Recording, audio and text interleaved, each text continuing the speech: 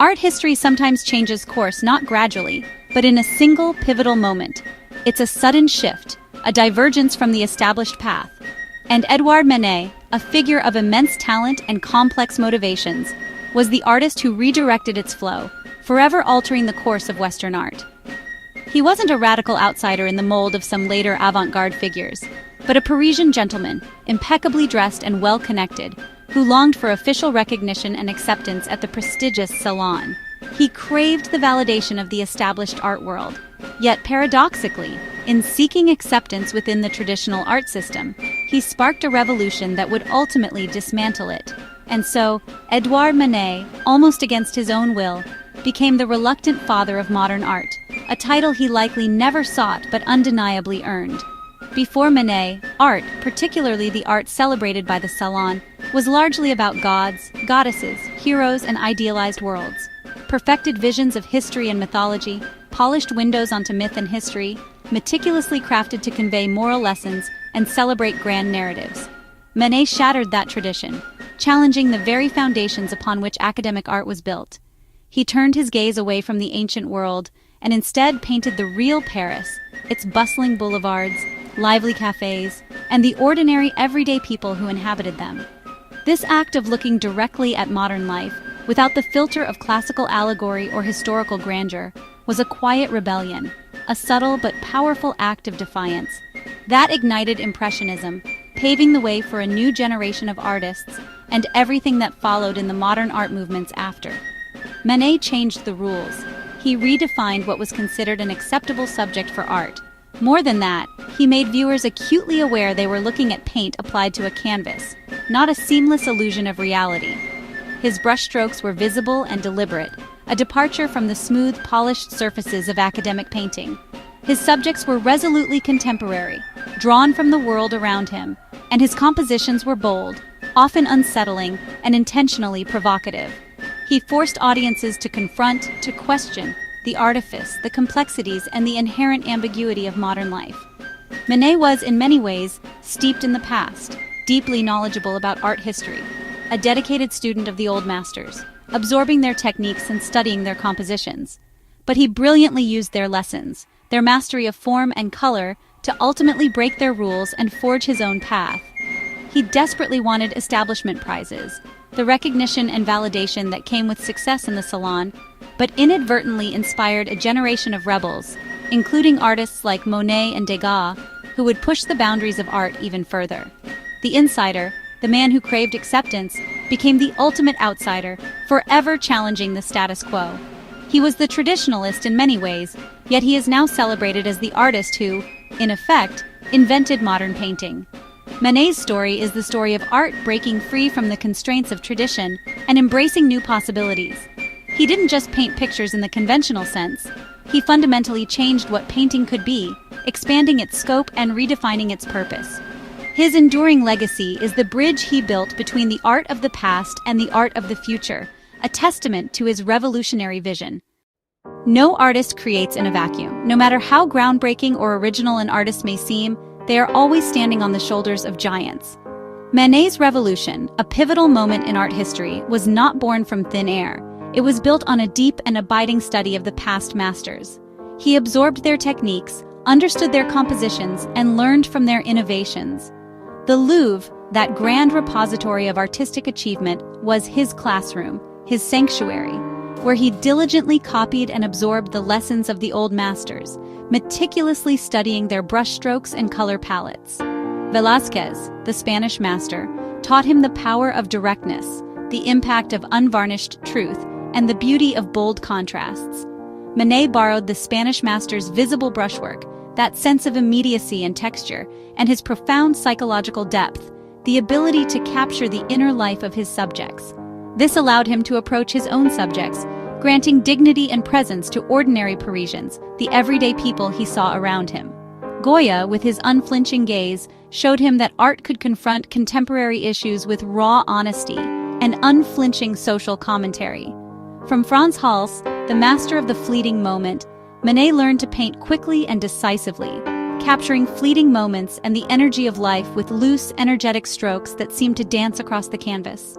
Titian, the Venetian colorist, and Delacroix, the master of romantic drama, inspired his bold use of color and dramatic compositions.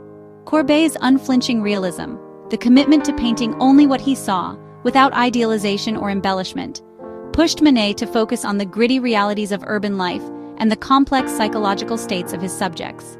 Manet, with his unique vision, synthesized these diverse influences, forging a new and revolutionary style from the bedrock of old traditions. He didn't simply copy the masters. He transformed their lessons into something entirely his own. His art became a vibrant dialogue with the past, a conversation across centuries, but it always spoke with urgency and relevance to the present moment, to the realities of 19th century Paris. Manet's genius lay in his ability to seamlessly blend the weight of tradition with the spark of innovation. He learned everything he could from the masters who came before him, but he ultimately painted for his own time, capturing the spirit and energy of a rapidly changing world. And that's precisely what made his artistic revolution not just possible, but inevitable. The Paris Salon, a grand institution steeped in tradition, was the undisputed gatekeeper of artistic success in 19th century France. It held immense power, dictating whose art would be celebrated and whose would be relegated to obscurity. Acceptance into the Salon meant recognition, commissions, and a path to lasting fame. And Edouard Manet's tumultuous battles with this formidable institution were already becoming legendary, even in his own time. He was a figure of both admiration and controversy, a painter determined to forge his own path, regardless of the Salon's rigid rules. His first major submission, The Absinthe Drinker, a bold and unflinching portrayal of a marginalized figure, was swiftly rejected by the Salon's jury. They deemed it unsuitable, criticizing its gritty subject matter and what they perceived as a loose and unfinished technique. The rejection stung, but it didn't deter Manet. Undeterred by this initial setback, Manet returned to the Salon with The Spanish Singer, a work that showcased his growing confidence and skill. This time, his efforts were met with a more favorable response. The Spanish Singer won praise from some critics for its vibrant realism, its dynamic composition, and its confident brushwork. It seemed Manet was finally gaining acceptance, but his true shock, and the real beginning of his notoriety, came with Le Déjeuner sur l'herbe, or Luncheon on the Grass. Once again, the Salon's jury rejected his submission, deeming it too scandalous and unconventional for public display. However, this rejection inadvertently propelled the painting to even greater fame. It became the centerpiece, and arguably the sensation, of the Salon des Refuses, an exhibition showcasing works rejected by the official Salon.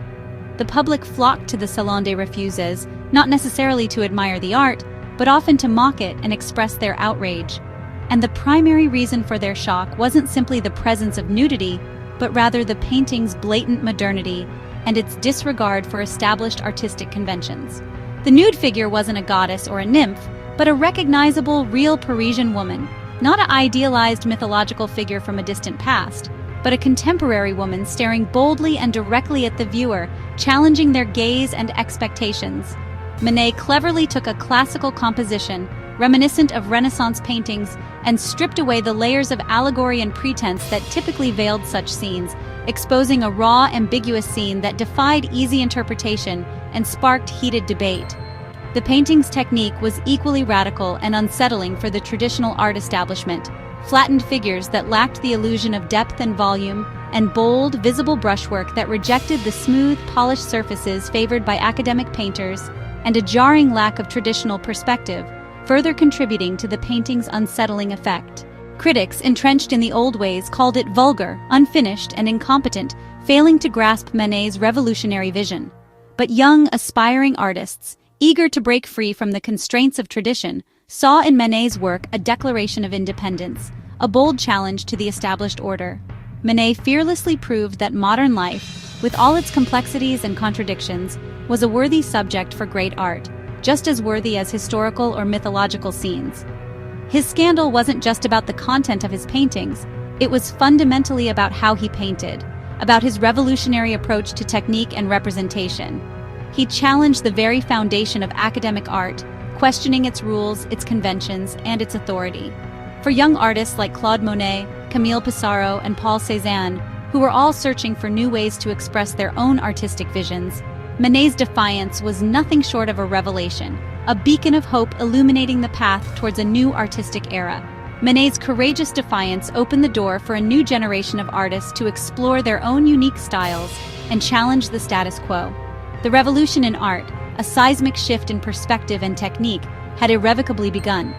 He didn't deliberately seek controversy for its own sake, but his art inevitably changed the conversation about what art could be and what it could represent.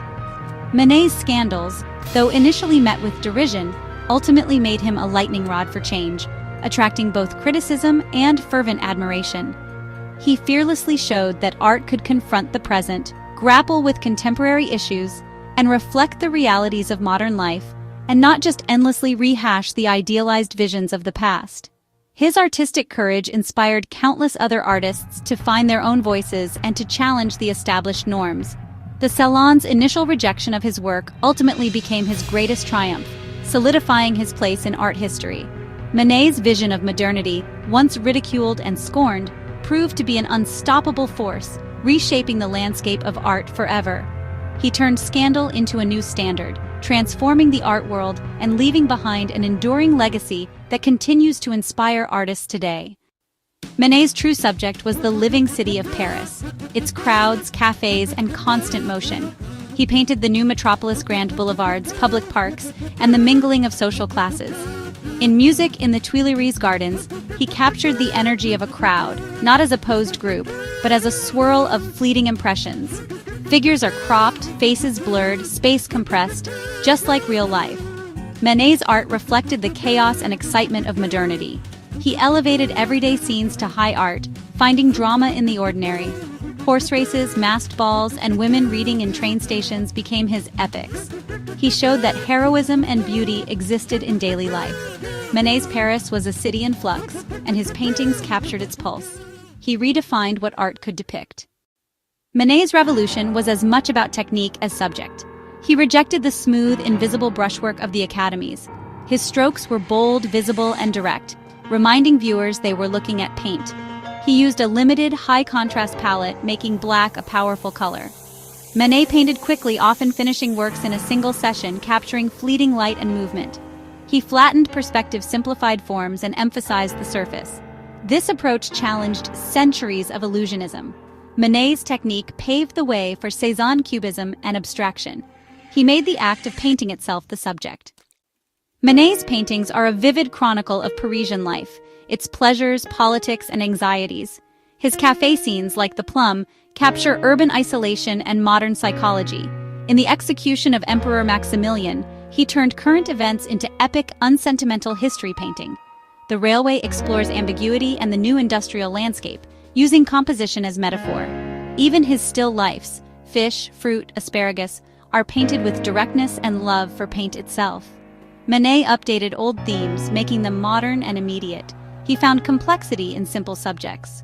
His art was both a record and a reinvention of his world. Manet's masterpieces made the ordinary extraordinary. A bar at the Folies-Bergere, painted near the end of Manet's life, is his final masterpiece and a puzzle. The barmaid Suzanne stands detached amid the spectacle, her expression weary and distant. She is both object and observer, present yet isolated, a symbol of modern alienation. The vast mirror behind her reflects a crowded, chaotic world, but its perspective is impossible. The reflection is skewed, unsettling, and deliberately ambiguous. Manet reminds us that painting is not a mirror, but a constructed vision. The painting questions reality, illusion, and perception. It's a meditation on looking and being looked at. Manet's last work leaves us with questions, not answers. Manet is often called the father of Impressionism, but his relationship with the movement was complex. He inspired Monet, Degas, and Renoir with his defiance and focus on modern life. Manet's bold brushwork and contemporary subjects gave them permission to experiment. He admired the Impressionists, even lightening his palette and painting outdoors under their influence.